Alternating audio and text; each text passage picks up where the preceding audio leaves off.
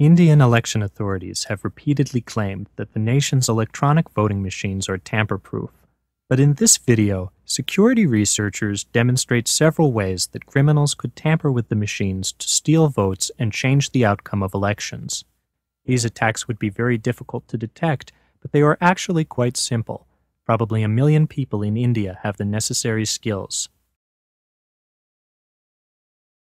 Imagine going to the polls and being given a ballot.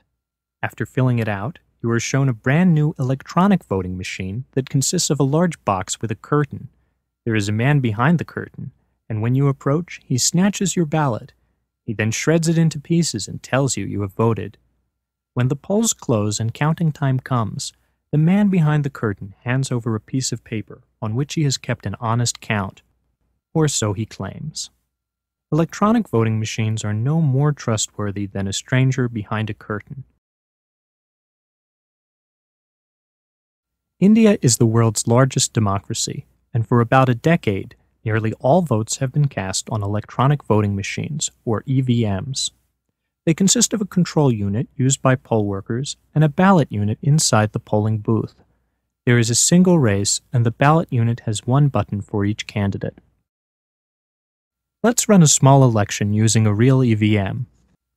When a voter arrives, poll workers press this button to allow one vote.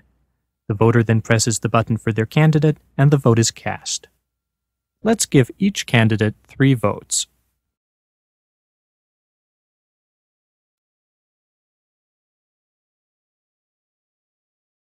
Later, the votes are read from the EVM during a public counting session. The display shows that candidate 1 wins with 7 votes, but something is wrong. That number was supposed to be 3.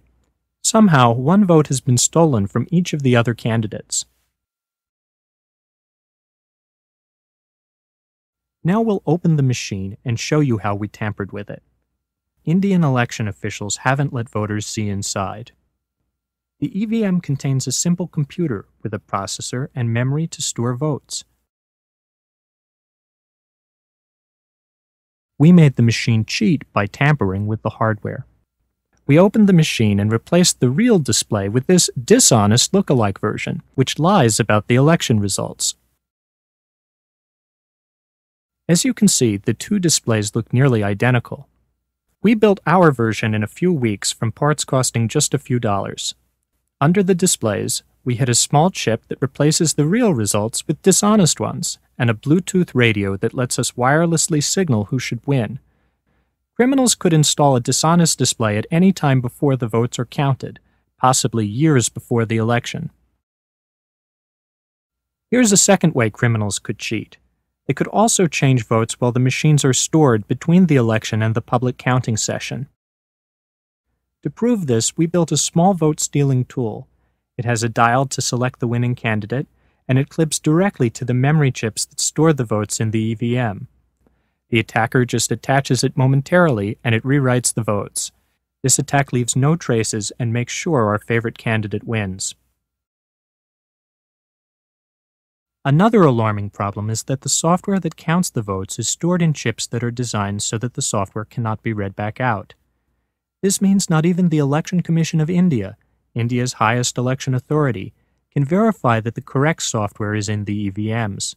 Yet the software in the chips could be dishonest, or the real chips could be replaced by dishonest lookalikes, and nobody could tell. Meanwhile, experts for the Election Commission of India seem to think that the fact that nobody can verify the software actually makes the EVMs more secure. The program itself is frozen. It cannot be entered. It cannot be read. Even the BEL and ECL cannot read what is in the program. Remember the man behind the curtain? What if that unreadable code is dishonest? Indian elections employ safeguards against fraud, but this does not prevent our attacks. One safeguard is that poll workers perform a small mock election to test the machines before voting starts. However, it would be easy to program a dishonest machine so that it cheats only after hundreds of votes are cast. Everything would seem normal during the mock election, but the real election results would be dishonest. Another safeguard is that election officials place seals on various parts of the machine. Yet these seals are easy to tamper with. Most consist of a sticker or a piece of string and some red wax. Scientists don't really know how to make seals that cannot be cheaply faked or tampered with, even in applications such as nuclear facilities. Low-tech voting machine seals are an extremely weak defense.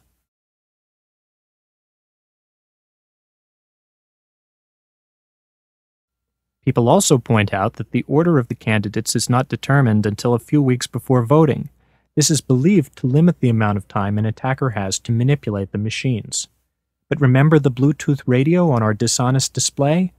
Either at the polling stations or at the counting session, a mobile phone with a special application can be used to tell the display which candidate should win.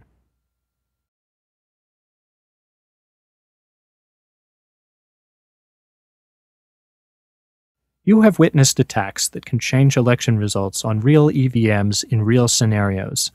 We believe this settles the debate. India's EVMs can be tampered with to steal votes. Paperless electronic voting systems are never transparent and are inherently insecure. The use of paperless EVMs has been discontinued in California, Florida, Ireland, the Netherlands, and Germany. India would be wise to follow suit.